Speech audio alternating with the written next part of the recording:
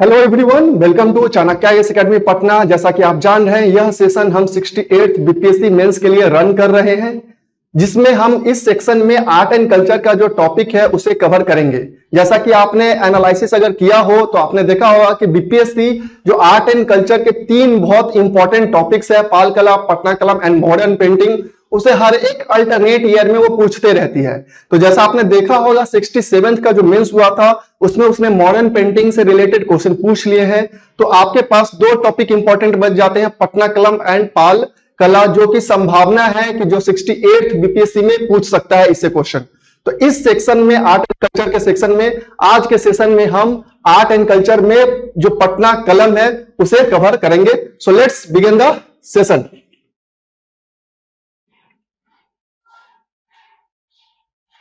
तो अगर पटना कलम की बात करें कि आखिर इसका ओरिजिनेशन कैसे हुआ, इसकी क्या मेजर फीचर्स हैं, इसके क्या इंपॉर्टेंट्स हैं, इसके फेमस आर्टिस्ट कौन कौन से थे।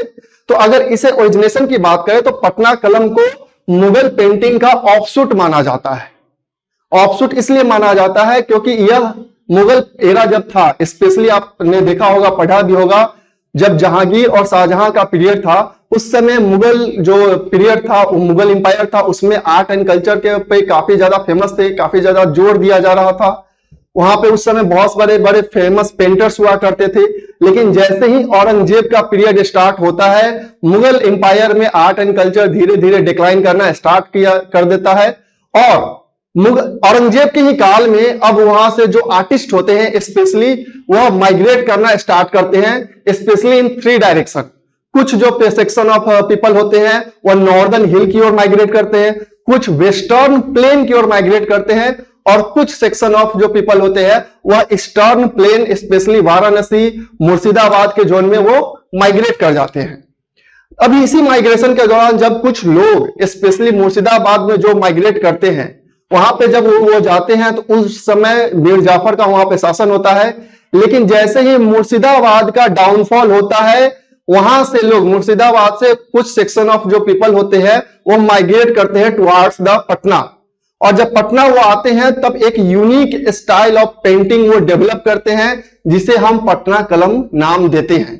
तो बेसिकली मुगल पेंटिंग का ही एक ऑफशूट है जो कि पटना कलम है, क्योंकि मुगल एरा में ही जब औरंगजेब का इंपायर रहता है तब उसी समय लोग वहां से माइग्रेट करते हैं वेस्ट में, नॉर्दर्न हिली रीजन में और ईस्टर्न प्लेन में। और जो ईस्टर्न प्लेन में स्पेशली जो मुर्शिदाबाद के जोन में जाके लोग शिफ्ट होते हैं, और जब मुर्शिदाबाद का डाउनफॉल हो जाता है तब वहां से लोग माइग्रेट करते हैं कहां पे, पटना की ओर। और जब पटना आते हैं तो वो अपना एक अलग टाइप का, एक अलग स्टाइल, एक यूनिक फीचर का आर्ट डेवलप करते हैं, पेंटिंग डेवलप करते हैं, जिसका नाम दिया जाता है मुगल पटना कलम। अब इसी पटना कलम का जो अगर शुरुआती जो पीरियड माना जाता है वह 18th सेंचुरी से लेके मिड 20th सेंचुरी का पीरियड में यह काफी ज्यादा फ्लरिश हुआ था, काफी ज्यादा डेवलप हुआ था। This Patna Kalam painting basically a link between Mughal style and British style of painting. तो जब आप पटना कलम पेंटिंग को अच्छे से ऑब्जर्व करिएगा तो उसमें कुछ फीचर्स आपको मुगल पेंटिंग के ही मिलेंगे, क्योंकि जैसा कि मैंने जस्ट बताया कि यह एक मुगल पेंटिंग का ही ऑफशूट है, एक छोटा सा रूप है। तो उसमें आपको मुगल पेंटिंग से रिलेटेड कुछ आपको फीचर्स मिलेंगे। तो कुछ ब्रिटिश स्टाइल ऑफ पेंटिंग, चूंकि यह जो एरा है वह ब्रिटिश पीरियड का था, उस समय ब्रिटिश का शासन था, तो कुछ जो आपको उसमें फीचर्स मिलेंगे वह ब्रिटिश स्टाइल ऑफ पेंटिंग का भी देखने को मिलेंगे। आफ्टर, जैसे कि जस्ट मैंने बताया, after the decline of Murshidabad artist start migrating towards Patna. और ये अप्रॉक्स 70, 50, 70, 60 के बीच में जब वो पटना में आके सेटल्ड हो जाते हैं तो अपना एक अलग वो पेंटिंग स्टाइल डेवलप करते हैं। उसमें कुछ यूनिक होती है, कुछ फीचर्स काफी ज्यादा यूनिक होते हैं, और उसी को वो नाम देते हैं पटना कलम। तो आपको ये ओरिजिनेशन आई होप आपको समझ में आया होगा कि कैसे हुआ ओरिजिनेशन इसका। तो मुगल इंपायर में जब जहांगीर और शाहजहां का पीरियड खत्म होता है, औरंगजेब का पीरियड स्टार्ट होता है, उस समय चूंकि औरंगजेब जो है उसके काल में आर्ट एंड कल्चर पे, जो आर्किटेक्चर है, पेंटिंग्स है, उस पर बहुत ज्यादा जोर नहीं दिया जाता है। जो आर्टिस्ट है उनका जो लाइफ है वो धीरे धीरे जो डिटोरिएट करने लगता है, तो लोग वहां से माइग्रेट करना स्टार्ट करते हैं। उसी जो तीन डायरेक्शन में माइग्रेट करते हैं, northern hill, western plains and eastern plains, specially Varanasi, Mathura और जो मुर्शिदाबाद का रीजन रहता है। जब मुर्शिदाबाद का डाउनफॉल हो जाता है तो इसी दौरान लगभग 70, 50, 70, 60 के करीब करीब जब मुर्शिदाबाद का डाउनफॉल होता है तब लोग वहां से माइग्रेट करते हैं towards the Patna and they develop a unique form of painting known as Patna कलम।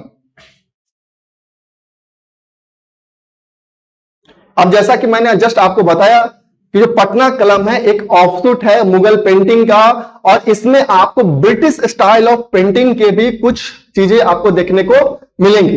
जैसा कि आप देखेंगे, अगर ब्रिटिश स्टाइल की हम बात करें और चाहे या मुगल पेंटिंग की बात करें, तो जो मुगल पेंटिंग की अगर बात करें तो colours and lines used in Patna used in painting inspired from Mughal painting.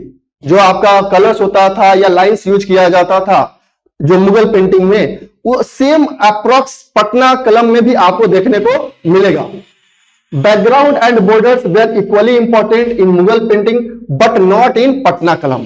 यहां पे एक अलग फीचर्स था कि जो पटना कलम था, जो बैकग्राउंड और बॉर्डर होते थे मुगल पेंटिंग में, जितना सब्जेक्ट इंपॉर्टेंट होता था मुगल पेंटिंग में उतना ही बैकग्राउंड और बॉर्डर इंपॉर्टेंट होता था। लेकिन यहां पे क्या हुआ कि यहां पे आप देखिएगा कि मुगल जो पटना कलम का पेंटिंग था वहां पे बॉर्डर्स और बैकग्राउंड बहुत ज्यादा इंपॉर्टेंट नहीं होते थे, वहां पे सब्जेक्ट इंपॉर्टेंट होते थे, और जो सब्जेक्ट होता था वह डेली लाइफ बेस्ड होते थे। जैसे उसमें बास्केट मेकर्स का वह होता था, जो फिशरमैन्स होते थे उनके सब्जेक्ट होते थे उसमें। तो मेनली जो डेली लाइफ यूजर्स होते थे उनके सब्जेक्ट को लेके वह पेंटिंग ड्रॉन किए जाते थे।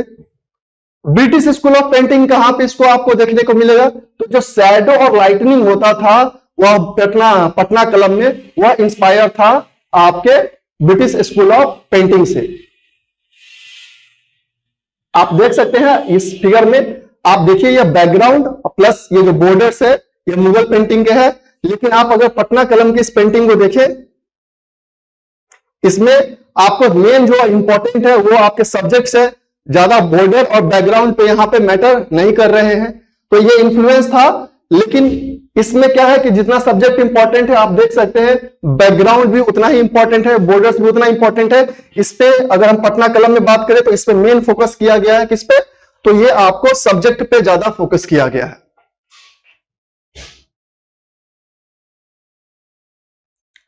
अब बात करते हैं कि आखिर क्या क्या मटेरियल्स यूज किए जाते थे पटना कलम में। तो मटेरियल्स यूज की अगर बात करें, जो कलर्स यूज किए जाते थे वह बेसिकली नेचुरल सोर्सेस से ऑब्टेन किए जाते थे, मिनरल से, प्लांट्स से, फ्लावर्स से, फ्रूट्स से।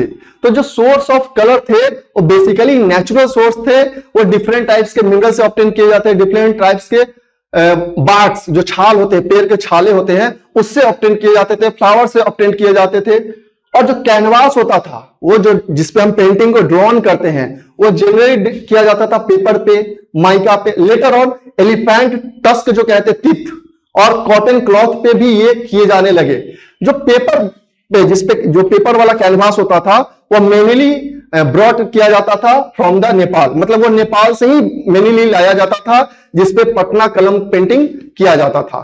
तो ये डिफरेंट टाइप्स के कैनवास भी यूज हुए थे, माइका से लेके एलिफेंट के तित से लेके पेपर और कॉटन क्लॉथ, ये सारे कैनवास के रूप में यूज होते थे। और जो पेपर मेनली इंपोर्ट होता था वो कहां से होता था, नेपाल से।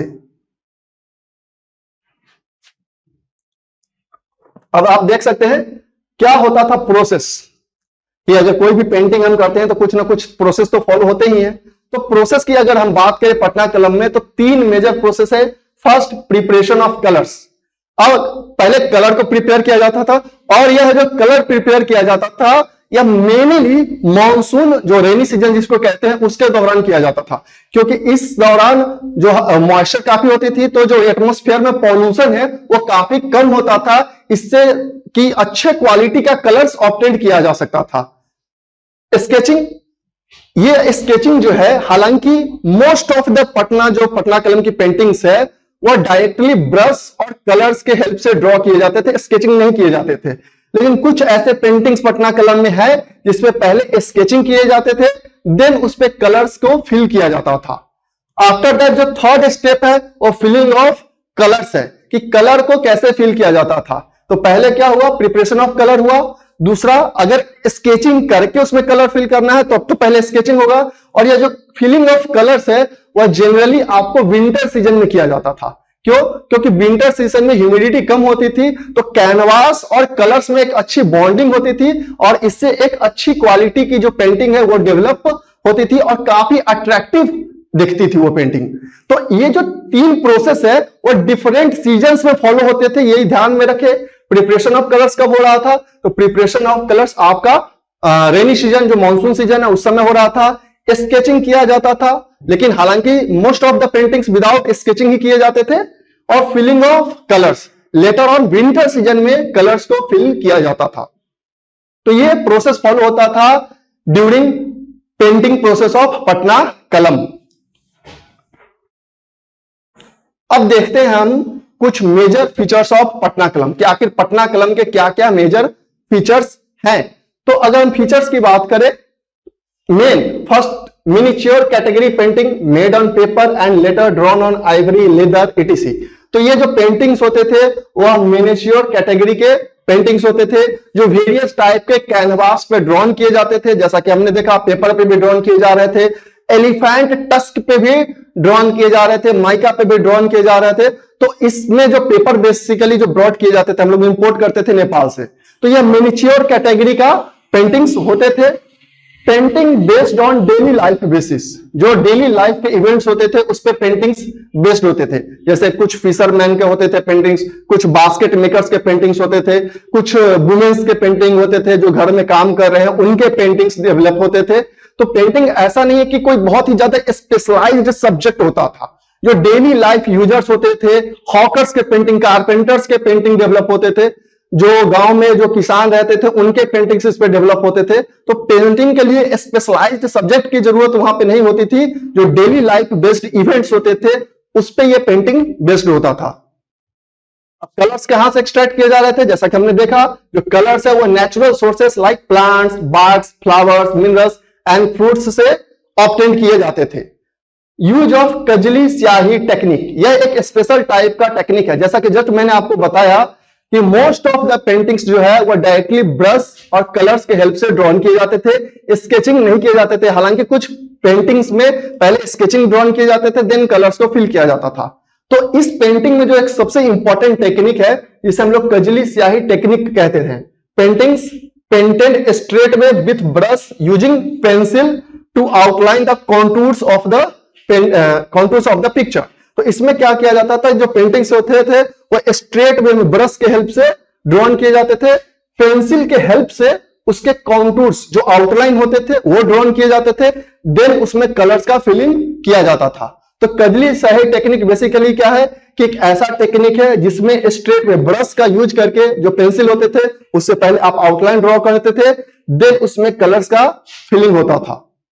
Next, blue stones they are pasted over one another. जो स्टोन्स होते थे ब्लू स्टोन्स, उनका काफी ज्यादा यूज होता था। और कॉर्नेलियन एक स्टोन होता था, जिस कॉर्नेलियन स्टोन के हेल्प से उसे पॉलिश किया जाता था ताकि वह स्मूथ दिखे। स्मूथ दिखने के लिए उसे पॉलिशिंग किया जाता था स्टोन का। Sea froth used to roughen the painting so that colour of the water be easily used.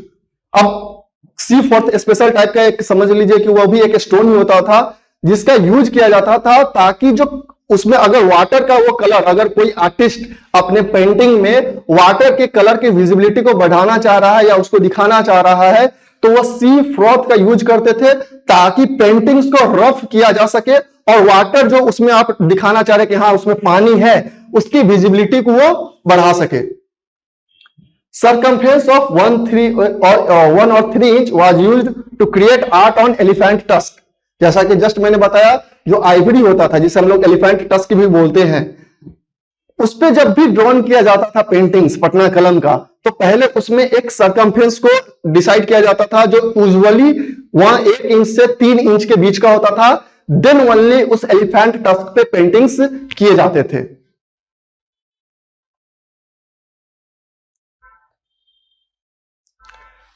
Features की अगर और भी बात करें, brushes are made from squirrel और horses hairs boiled in water tied to eagle और pigeon feathers. अब जो इसमें मेन क्या था कि जो यहाँ के आर्टिस्ट होते थे ना, वो अपना ब्रश खुद से ही बना लेते थे। और वो ब्रश बनते कैसे थे तो जो स्क्विरल होते थे या हॉर्सेस होते थे उनके हेयर्स को वो पहले बॉयल करते थे, कम हीट पे पहले बॉयल करते थे, देन आफ्टर जो पिजन होते थे या फिर आपके ईगल होते थे उसके फीदर से वो क्या करते थे, उसको टाई कर देते थे, बांध देते थे, देन उसको उस ब्रश को यूज करते थे। तो मेनली जो स्क्रूवेल है या हॉर्सेस हेयर्स है उसको बॉयल करने के बाद वो थोड़ा सा सख्त हो जाते थे और उसके बाद जब वो कुछ दिन तक छोड़ दिया जाता था तो वो मुलायम पड़ जाते थे, एंड देन उसको ईगल और पिजन के जो फीदर्स होते थे, पंख होते थे, उससे उसको बांध दिया जाता था। उसी ब्रश का वो यूज करते थे अपने पेंटिंग्स में। Artist even use single here for strokes. कभी क्या क्या होता था कि बहुत ही एकदम पतला सा स्ट्रोक्स अगर पेंटिंग में देना हो तो ब्रश के बजाय एक सिंगल फीदर्स जो पतली सी जो पंख होती है उसका भी यूज करते था कि एक पतला सा स्ट्रोक वो यूज करते थे अपने पेंटिंग्स में, ताकि वो एक अलग अट्रैक्शन दिखता था उसमें। Use of cardamom seeds and slanting brush strokes to create effects of light and shadow.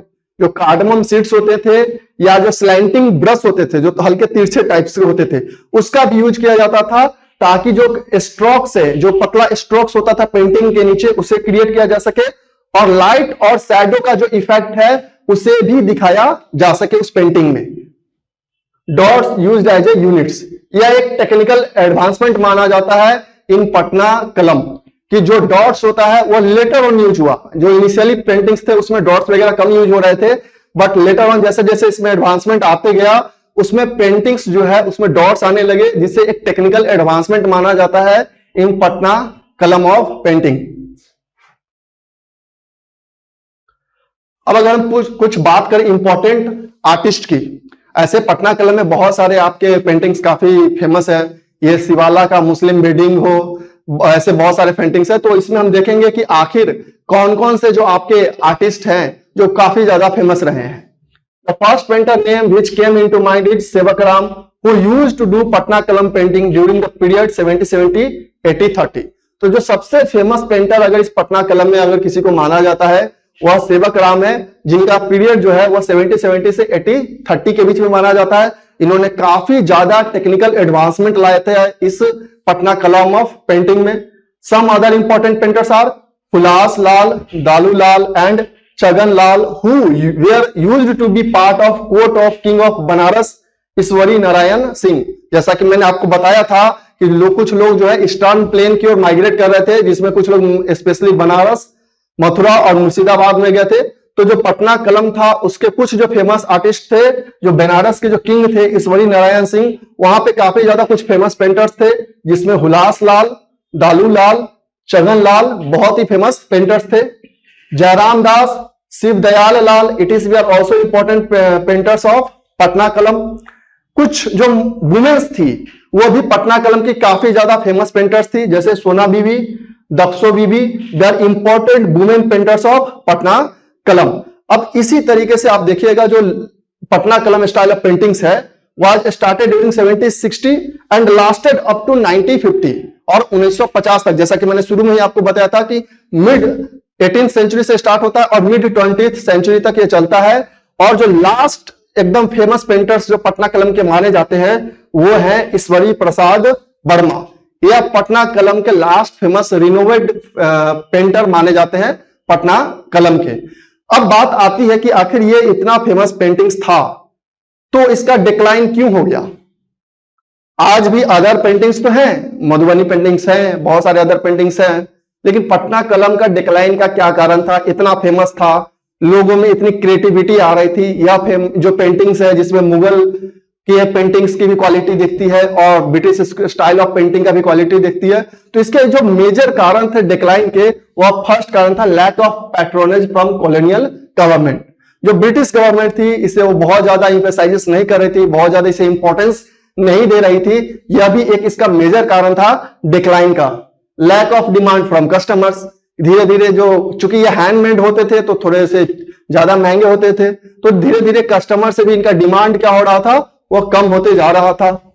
Advent of photography, और उसी दौरान जो मिड 20th सेंचुरी की हम बात करते हैं उस दौरान फोटोग्राफी डेवलप हो गया था, जिसके कारण से जो पिक्चर्स होते थे, पेंटिंग्स होते थे, उनकी डिमांड अब कम हो गई थी। अब फोटोग्राफी इजिली मिल जा रहे थे तो लोग का जो कहते सकते पहले जो इतना अटैचमेंट था पेंटिंग्स को लेकर अब उतना नहीं रह गया था, जिससे कि डिमांड और स्लो हो गया, गिर गया demand. Establishment of litho press in 1861 by Charlie D Ely, ये भी एक मेजर कारण था। जो प्रेस का जब एस्टेब्लिशमेंट होता है 1861 में, ये भी एक मेजर कारण रहा था पटना कलम के डिक्लाइन का। तो अगर आपसे क्वेश्चन पूछता है कि what are the reasons of decline, तो ये कुछ पॉइंट्स है जो आप अपने आंसर्स में यूज जरूर करें। अब देखते हैं कि जैसा कि मैंने आपको ये सेशन कवर किया, तो क्या इस सेशन से आपके प्रीवियस ईयर क्वेश्चन अगर आप एनालाइज करें, तो प्रीवियस ईयर क्वेश्चंस में बेसिकली बहुत ही सिंपल क्वेश्चंस पूछे गए हैं पटना कलम से रिलेटेड। जैसे आप देख सकते हैं, bring out the main features of Patna Kalam painting style, जो कि आपको 66 बीपीएससी में यह क्वेश्चन आया था कि पटना कलम जो पेंटिंग है उसके क्या मेन फीचर्स हैं। तो जैसा कि हमने डिस्कशन भी किया कुछ बहुत सारे फीचर्स को। नेक्स्ट देख सकते हैं आप, examine the salient features of Patna Kalam painting style, जो कि 63rd बीपीएससी में आपका पूछ चुका है। अगेन फीचर्स, इसमें भी फीचर्स है। Bring out the salient features of Patna Kalam painting, जो कि 56th और 59th बीपीएससी में जो कंबाइंड हुआ था उस समय पूछ चुका है। तो आप देख सकते हैं कि ऑलमोस्ट हर एक अल्टरनेट ईयर में 1-2 साल के बाद, हर एक 2 बीपीएससी के बाद यह क्वेश्चंस पूछे जा रहे हैं। तो आपका जो क्वेश्चंस है वो मेनली यही है कि पटना कलम पेंटिंग्स का क्या मेन फीचर है। तो जब भी ऐसा आपका क्वेश्चन आता है, तो जैसा कि मैंने आपको एक ब्रीफ इंट्रो बताया था कि आखिर इसका ओरिजिनेशन कैसे हुआ, आप इंट्रो में पहले वही लिखे। देन जैसा कि मैंने आपको बताया कि इसके क्या मेजर फीचर्स हैं, तो प्रोसेस ऑफ पेंटिंग बताइए। जो मैंने आपको मेजर फीचर्स बताए हैं उन पॉइंट्स को आप अपने आंसर में इंक्लूड करें। और अगर मान लीजिए आपसे ये डिक्लाइन का भी रीजन पूछ लेता है, तो जो कुछ मैंने आपको पॉइंट्स बताए उसे जरूर इंक्लूड करें। और दूसरा चीज है ये कि आप देख सकते हैं कि यह 66 में पूछा था, 67 में मॉडर्न पेंटिंग पूछ गया है। तो चांसेस हैं कि आपके ये 68th मेंस में पटना कलम से रिलेटेड क्वेश्चंस पूछ सकते हैं। जो हमारा नेक्स्ट सेक्शन होगा उसमें पाला आर्ट को हम कवर करेंगे, जो कि काफी अगर हम कंपेयर करें कि पटना कलम और पाला आर्ट में किसकी ज्यादा संभावना है पूछे जाने की, तो पाल कला जो है उसका संभावना ज्यादा है कि 68th मेंस में वो पूछ सकता है, क्योंकि उसकी जो फ्रीक्वेंसी है वो बहुत ही थोड़ी सी स्लो है। वो 65th में पूछा था, उसके बाद 66 में भी नहीं पूछा, 67th में भी नहीं पूछा।